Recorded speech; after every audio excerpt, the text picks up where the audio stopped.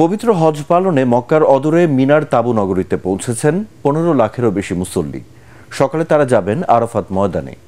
দিনের বেলা 44 ডিগ্রিরও বেশি তাপমাত্রায় এবার হজের মূল আনুষ্ঠানিকতা শুরু হতে যাচ্ছে, তাই বিশেষ সতর্কতা দিয়েছে সৌদি কর্তৃপক্ষ।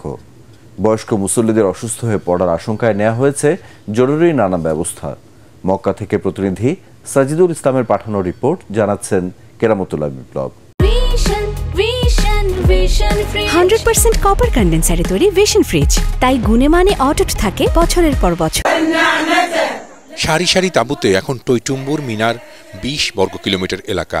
প্রায় 30,000 যানবাহনে বৃহস্পতিবার সন্ধ্যা থেকে মক্কা হয়ে এখানে এসে পৌঁছেছেন মুসল্লিরা। পায়ে হাঁটা লাখো মানুষের ঢলও ছিল দুপুর পর্যন্ত।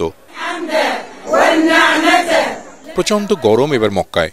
মিনার তাঁবুগুলোতে লাগানো হয়েছে 1 লাখেরও বেশি এয়ার কন্ডিশনার। ক্লান্ত পরিশ্রান্ত হলেও তাঁবু নগরীতে পৌঁছেই হজের মূল আনুষ্ঠানিকতা শুরু করে দিয়েছেন মুসল্লিরা। শুক্রবার তাঁবুতে ফজরের নামাজ দিয়ে শুরু হয়েছে তাদের হজ পালনের মূল আনুষ্ঠানিকতা। যেহেতু গরম বেশি, তাই দিনের বেলায় তাঁবুর বাইরে খোলা আকাশের নিচে হাজিদের অবস্থান না করতে বলা হয়েছে। পথে পথে বৃষ্টির মতো ছিটানো হচ্ছে পানি। বিনামূল্যে মুসল্লিদের দেয়া হচ্ছে ছাতা, খাবার পানি, জুস, ফলসহ নানা ধরনের খাবার। Inshallah, we are praying for this for the Hajj Mabrur and Makbul and this for our country or for our people. غزة في العيون، غزة على الأكتاف، غزة على الرؤوس. مهما قلنا غزة فاللي نكفي. لابد أن نوحد كلمة لا إله إلا محمد رسول الله، النصر والخلود لغزة. إن شاء الله أجواء سعيدة وأجواء رحمانية، ونبارك هذا الجمع الغفير من ضيوف الرحمن، والحمد لله والشكر اللي جمعنا. বাংলাদেশের হাজিগণ এখানে জোহরের নামাজ আদায় করেছেন, আমরা সকলে জোহরের নামাজ আদায় করেছি। আমরা অত্যন্ত ভালো আছি।